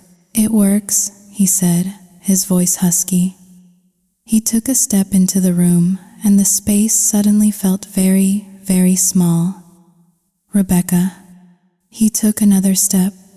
I could feel the heat radiating from his body. My heart was hammering against my ribs. He was going to kiss me again. I knew it, and a part of me, a part I didn't want to admit existed, wanted him to. But I was scared. Scared of the power he had over me. Scared of the feelings he was starting to stir inside me. I stood up abruptly. "I think I hear the washing machine finishing," I said, the lie clumsy and obvious. I practically ran out of the room, leaving him standing there, a look of longing and frustration on his face. The next morning, he was gone before I woke up. He left a note on the kitchen counter. "Something came up at work. Might be home late. Don't wait up." He was avoiding me, and I was avoiding him. We were caught in a strange, silent dance of attraction and fear. A few days later, his grandfather came to visit. He was an old man, but he carried himself with an air of immense power and authority. He had the same piercing blue eyes as Liam, but his were cold and hard as chips of ice. He looked at me as if I were a piece of dirt he had found on his shoe. "So," he said, his voice a low growl, "you're the girl who's been distracting my grandson." "I'm the housekeeper, sir," I said, my voice respectful but firm. "I know what you are," he said, his eyes filled with contempt. "A fortune hunter. A common little tramp who thinks she can sink her claws into my family's money." I just stared at him, my blood turning to ice. "Let me make one thing clear to you, girl," he continued, taking a step closer. "You will never be a part of this family. Liam will marry a woman of his own class, a woman of breeding and background, not some gutter snipe he picked up off the street. Do I make myself clear?" "Perfectly," I said, my voice colder than his. "Good," he said. "Then know your place, and stay away from my grandson." After he left, I felt a familiar, bitter despair wash over me. He was right. What was I thinking? A relationship between Liam and me was impossible. A fantasy. I was a fool to have let myself even dream of it. That night, when Liam came home, I told him I was quitting. "I can't stay here anymore," I said, my voice shaking. "Your grandfather was here. He made things very clear." Liam's face darkened. "What did he say to you?" "It doesn't matter," I said, turning away. "He's right. This was a mistake. I'll I'll find another way to pay you back. He grabbed my arm, his grip gentle but firm, and turned me to face him. Rebecca, look at me. I reluctantly met his gaze. His eyes were blazing with an emotion I couldn't name. I don't care what my grandfather says, he said, his voice low and intense.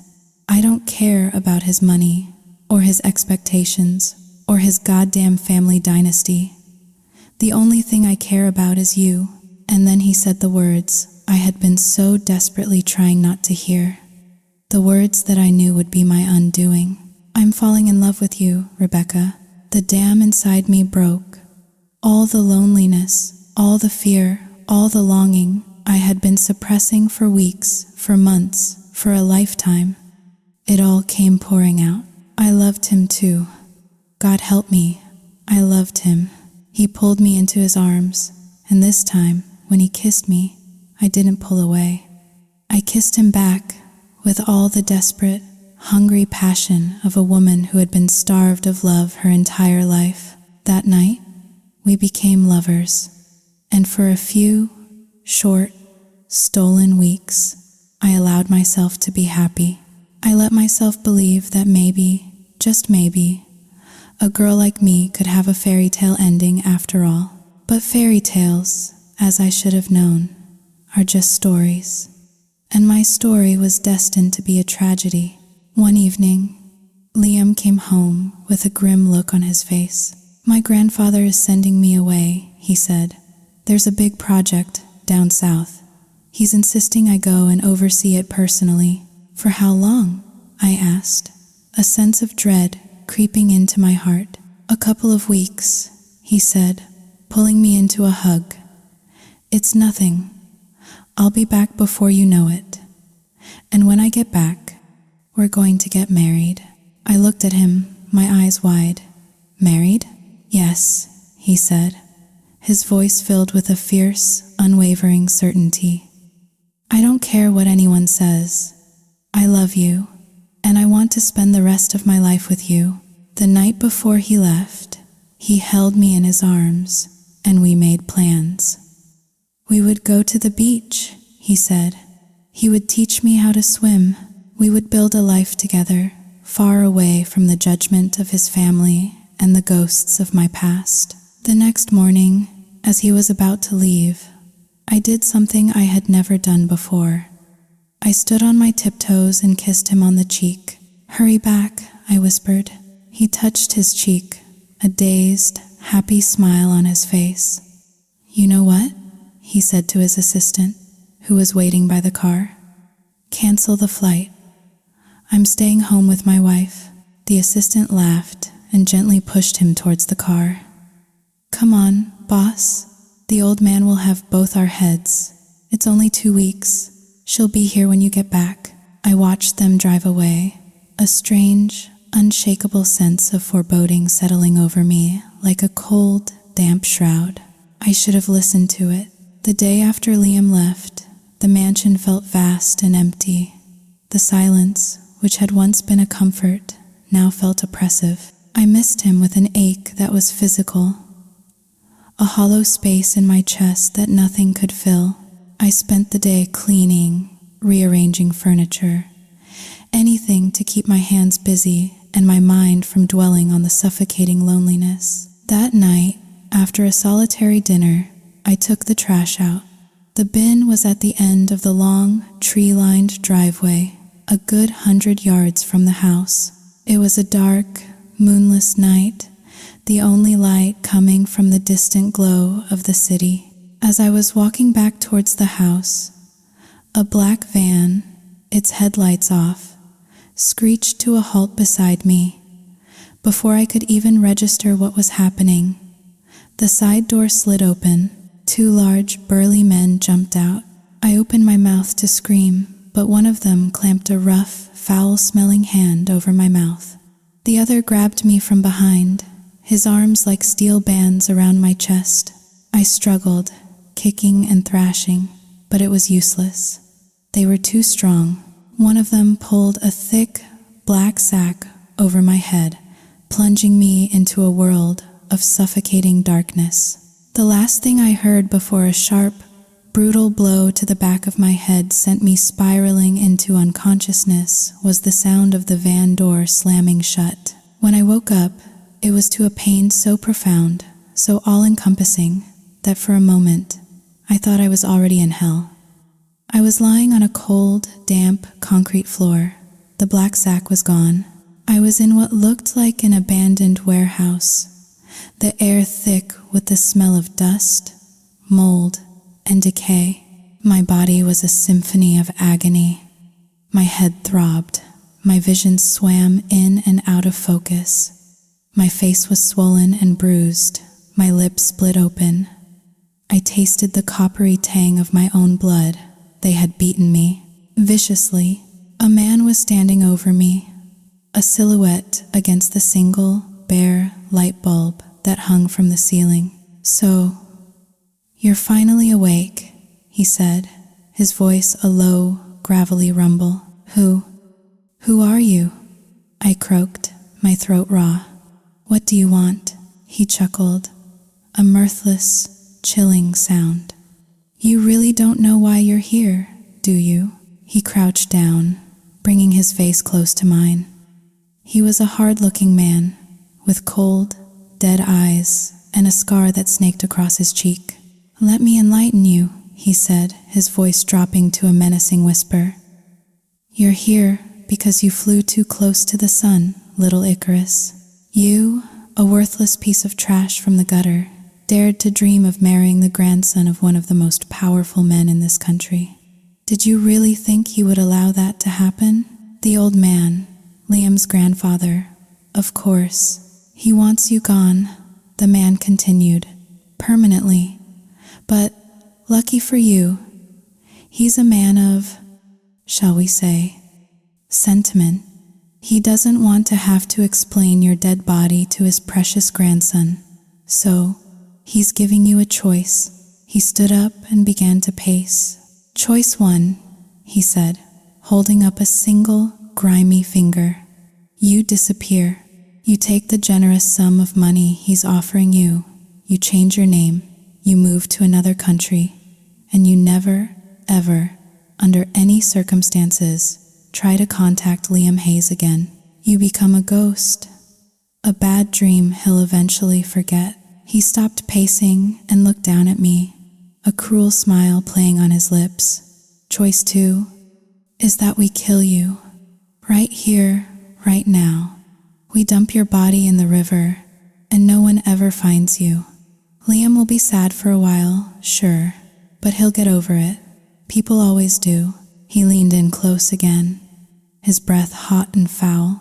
"So, what's it going to be, little bird? Do you want to fly away? Or do you want us to break your wings for good?" Tears of pain, of terror, of utter despair streamed down my bruised cheeks. My beautiful, fragile dream shattered into a million pieces. Liam, I would never see him again. The life we had planned, the house by the beach, the family we would have, it was all gone. A fantasy destroyed by the cruel hand of a man who saw me as nothing more than an inconvenience. I want to live," I whispered, the words a bitter capitulation. "Wise choice," he said, straightening up. He kicked a large canvas bag towards me. It landed with a heavy thud. $20 million, he said, "enough to live like a queen for the rest of your life, anywhere in the world. As long as it's not here." He turned to leave, then paused at the doorway. "Oh, and one more thing," he said, a final, parting shot of cruelty. "If you ever, and I mean ever, think about breaking this deal, if you so much as send him a letter, a text, an email, we will find you, and we will kill you. And then, just for fun, we'll go after that grandmother of yours, back in that little hick town you came from. Do you understand me?" He didn't wait for an answer. He just laughed and walked out, the heavy metal door slamming shut behind him with a sound of finality, like a coffin lid being nailed down. I was left alone, in the darkness, with a bag full of blood, money, and a broken heart. The year that followed was the darkest of my life. I did as they said. I became a ghost. I took the money and I ran. I moved to a different city, a place where no one knew my name. I bought a small, anonymous apartment building near a university, a place where I could blend in, a place where the constant turnover of students meant no one would ask too many questions. I changed. The girl who had once dreamed of love and a simple life. She died in that warehouse. In her place, a new woman was born. A woman who was hard, cynical, and utterly alone. A woman who trusted no one, who believed in nothing but the cold, hard power of money. I became a predator. I saw the girls in my building, the young, naive students, struggling to pay their tuition, dreaming of a life they couldn't afford. I saw the same desperation in their eyes that had once been in my own, and I exploited it. I started a business, an escort agency. I built a website, a dark corner of the internet, where rich, powerful men could come to buy the one thing they all wanted: youth, beauty, and the illusion of love. My tenants became my employees. I paid them well, far more than they could ever earn at their part-time jobs. And in return, they gave me a percentage of their earnings. I became a madam, a pimp, a purveyor of flesh. I, Rebecca, the girl who had been so brutally violated, was now in the business of selling the violation of others. The irony was not lost on me. It was a bitter, poisonous pill I swallowed every single day. But it was a living, more than a living. I was rich, I was powerful, and most importantly, I was safe. No one could ever hurt me again. My heart was encased in a fortress of money, my emotions locked away in a dungeon where no one could ever find them. Then, a few months ago, I heard the news. Liam had gotten married to Catherine, the actress. The news hit me like a physical blow, knocking the air from my lungs. I had known, intellectually, that he would move on. But hearing it, seeing the pictures of them online, smiling for the cameras, it was like a knife twisting in a wound that had never truly healed. So I built my walls even higher. I threw myself into my work, my cynical, dirty little empire. I became colder, harder, more ruthless. Love was a lie, a fairy tale for fools. Money was the only thing that was real. And then, one night, everything changed. I was vetting a new client online, a man who wanted to book one of my girls for the night. The location he gave, it was Liam's mansion. My heart stopped. He wanted a girl, a prostitute, to come to his home, the home we had once shared. A wave of nausea, so strong it made me dizzy, washed over me. Liam, the kind, gentle man who had saved me, who had loved me, had he become one of them? One of the hollow, soulless men who bought and sold women like cattle? I was about to refuse, to tell him that all my girls were booked. But then, a new message came through. If you don't have a girl available, then you can come yourself. My blood ran cold. He knew. Somehow, he knew it was me. The price for me is $10 million a night, I typed back, my fingers trembling. A ridiculous, impossible number. A test. The reply came back instantly. Done. The money is being transferred to your account now. If you're not here by 10 o'clock, I'm calling the police and reporting you for fraud. I looked at my bank account on my phone screen, and I watched in stunned silence as $10 million appeared. He had called my bluff. What did he want? Revenge? To humiliate me? To show me that he, too, could buy and sell me, just like his grandfather had? I didn't know, but I knew one thing. I had to go. I had to face him. One last time. to close this chapter of my life for good. So, I put on my armor, a tight, expensive dress, high heels that made me feel powerful, a face of perfectly applied, emotionless makeup. I became the woman he had paid for, a cold, beautiful, empty shell, and I went to meet my ghost. The gates to the mansion opened for me as I approached. The house was dark, except for a single light in the living room. It was just as I remembered it, but it felt different, colder, haunted. He was waiting for me, standing by the fireplace, a glass of whiskey in his hand. He looked older, harder. The kindness in his eyes had been replaced by a weary, cynical sadness. "So," he said, his voice a low, dangerous purr. "The ghost returns. You paid for a service," I said, my voice as cold and hard as I could make it. "I'm here to provide it." He took a step towards me, his eyes raking over me, from the top of my perfectly styled hair to the tips of my ridiculously expensive shoes. "You've done well for yourself," he said, a bitter edge to his voice. "From tenement trash to queen of the underworld, quite the transformation. The world taught me a valuable lesson," I said, lifting my chin. "It's better to be the one holding the whip than the one being whipped." "And you think that's what you're doing?" he asked, taking another step. He was so close now, I could smell the whiskey on his breath. "You think you're in control?" He reached out and gently touched my cheek, his fingers tracing the line of my jaw. I flinched, but I didn't pull away. "Why, Rebecca?"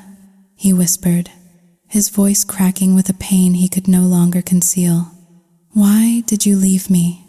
Was it the money? Was that all I ever was to you? A ticket out of the gutter?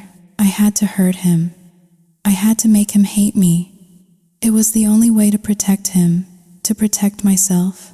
"Yes," I said, the word a shard of glass in my throat. "It was always about the money. Your grandfather offered me a better deal.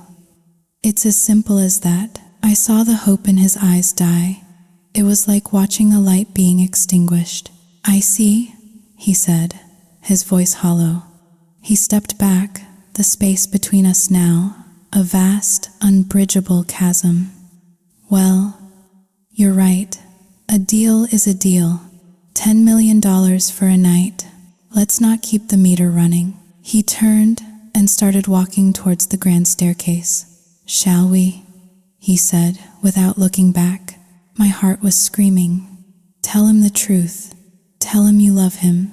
Tell him you had no choice." But my voice was silent. I had made my choice a year ago, in a dark, cold warehouse, and I had to live with it. So, I squared my shoulders, took a deep breath, and followed the man I loved, the man I had destroyed, up the stairs to a bedroom that was once filled with love, but was now just a room for a business transaction. A room where I would have to sell the last, tattered remnants of my soul. He led me into the master bedroom, his bedroom, our bedroom. It was exactly as I remembered, yet utterly foreign. The air was thick with unspoken words, with the ghosts of what we once had. He walked over to the minibar and poured himself another drink. "Well," he said, turning to face me, his eyes dark and unreadable. "The night is young. What's on the menu?" My carefully constructed facade began to crack. This cynical, cruel stranger, this wasn't the Liam I knew, the man I loved. "Stop it," I whispered, my voice trembling. "Stop what?" he sneered. "Isn't this what you do? Isn't this what you've become? A high-class whore?" "Well, I'm a high-class client. So, perform?" He was trying to hurt me, and he was succeeding. Every word was a fresh cut on my already bleeding heart. I took a deep breath, steeling myself. I had to see this through. I had to maintain the lie. "You're right," I said, my voice dripping with a false, seductive purr. "Business is business." I walked towards him, my hips swaying in a parody of seduction. I reached up and began to unbutton his shirt. His body went rigid at my touch. "What do you say?" I whispered, my lips close to his ear. "We start with..." I couldn't finish the sentence. A sob, thick and heavy, caught in my throat. The tears I had been holding back for so long finally broke free, streaming down my face, ruining my perfect makeup. "I can't do this," I choked out, stumbling backwards. "I can't." I sank to my knees, all the fight, all the pretense draining out of me, leaving me a weak, trembling wreck on his expensive Persian rug. "It wasn't the money, Liam," I sobbed, the truth pouring out of me in a torrent of grief and guilt. It was never about the money, and I told him everything, about the black van, the warehouse, the beating, the choice his grandfather had given me. Live as a ghost or die as a memory. He listened, his face a mask of stone, but I could see the storm gathering in his eyes. When I was finished, the room was silent, save for the sound of my own ragged sobs. He knelt down in front of me, and for the first time that night, I saw the man I remembered, the man I loved. His eyes were filled with a pain so profound, it mirrored my own. "Why didn't you tell me?" he whispered, his voice raw with anguish. "He would have killed you," I cried. "Or he would have killed me." I couldn't let that happen. He pulled me into his arms, and I collapsed against his chest, clinging to him as if he were the only solid thing in a world that was spinning out of control. "I'm so sorry," he whispered into my hair, his own voice thick with unshed tears. "I'm so sorry." We stayed like that for a long time, two broken people clinging to each other in the wreckage of our lives. That night, there was no business transaction. There was no client and no prostitute. There were only two people rediscovering a love that had been buried under a mountain of pain and lies. We made love not with the desperate passion of before, but with a gentle, healing tenderness. It was a reclaiming, a mending of two fractured souls. The next morning, I woke up in his arms, the sunlight streaming through the window. For the first time in over a year, I felt safe. "Marry me, Rebecca," he whispered, his lips against my hair. "You're already married," I reminded him, a sad smile on my face. "A technicality," he said, dismissing it with a wave of his hand. "A piece of paper. It means nothing. You are everything." "Liam," I said, my voice serious. "Your grandfather..." "My grandfather is a monster," he said, his voice hard as steel. "And I will never let him hurt you again. I promise." But the old man's shadow still loomed over us. A few days later, he came to the mansion. Unannounced, he found me in the living room, alone. He stared at me, his eyes blazing with a cold, patrician fury. "You," he growled. "I thought I told you to disappear." Before I could answer, before the terror could even fully grip me, Liam appeared at the top of the stairs. "Get out of my house," he said, his voice dangerously calm. "Your house," the old man scoffed. "This house, this company, this life, it all belongs to me, and I will not have it sullied by this piece of filth." "She is the woman I love," Liam said, his voice ringing with a conviction that made my heart soar. "And if you say one more word against her, I swear to God, I will tear this entire empire you've built to the ground, piece by piece." "You wouldn't dare," the old man sneered. "Try me," Liam said. Then, he did something that I will never forget, something that proved, beyond any doubt, the depth of his love for me. He walked over to a desk, picked up a heavy, ornate letter opener, and without a moment's hesitation, he plunged it into his own side. A gasp escaped my lips. The old man's face went white with shock. Liam pulled the letter opener out, a dark stain of red immediately spreading across his white shirt. "All my life," he said, his voice tight with pain, but his eyes never leaving his grandfather's. "I have lived for you. I have done everything you asked of me. I have honored your name, your legacy. But no more. The debt is paid, with my own blood. From this day forward, I am my own man, and I will live my own life with her." He stumbled, and I rushed to his side, my arms going around him, trying to hold him up, trying to stop the bleeding. "We're leaving," he said to his grandfather, his voice a ragged whisper. "And if you ever come near us again, I will kill you, I swear it." And with that, we walked out of the mansion, out of his gilded cage, out of the shadow of his family. He left everything behind, the money, the power, the legacy, all of it for me. He collapsed as we reached his car, and I, in a panic, drove him to the hospital, my tears blurring the road ahead. The wound was deep, but not fatal. He had been lucky.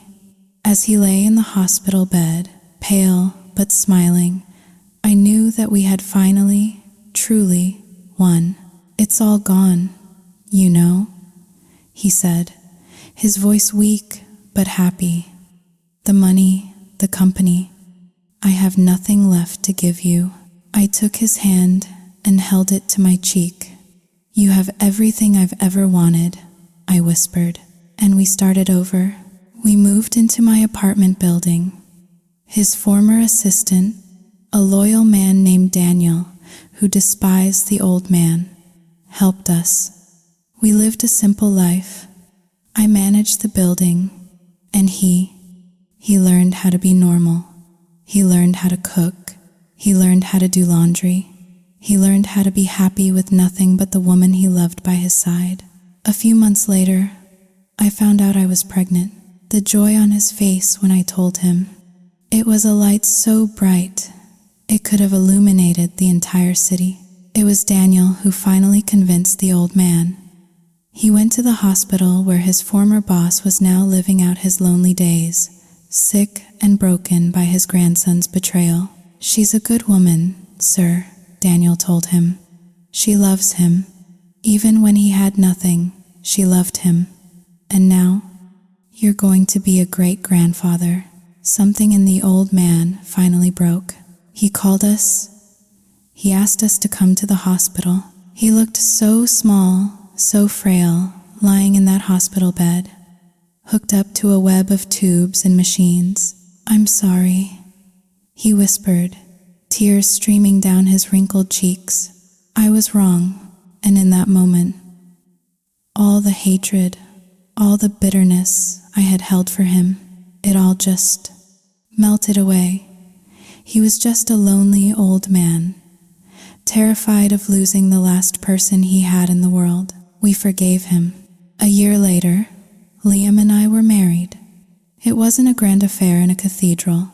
It was a simple ceremony in the backyard of the mansion, which the old man had insisted we take back. Our son, a beautiful, healthy baby boy with his father's blue eyes, was the ring bearer. After the wedding, we did something that was, for me, the final closing of the circle. We went back to Havenwood. Liam, using the fortune his grandfather had now gleefully bestowed upon him, transformed the town. He built a new road, a new school, a community center. He provided aid to the poor, scholarships for the children. He brought hope and prosperity to a place that had only ever given me pain and shame. And the people of Havenwood, they saw me now, not as the bastard girl, the tenement whore, but as a benefactor, a queen. They came to me, their eyes filled with a shame and regret that was long overdue, and they apologized. I didn't need their apologies. The past was the past. I had a husband who adored me, a son who was the light of my life, A grandfather-in-law who doted on his great-grandson. My life, which had started in a dark, miserable shack, was now filled with so much light, so much love, it was almost blinding. Sometimes, at night, when Liam is asleep beside me and our son is breathing softly in his crib, I think about the long, dark, twisted road that brought me here. I think about the pain, the injustice, the cruelty, and I realize that every scar, every wound, every tear, it was all worth it. They say that the prettiest flowers grow in the darkest of places. I don't know if I'm a pretty flower, but I know that I survived. I grew, and against all odds, in the harshest of soils, I bloomed.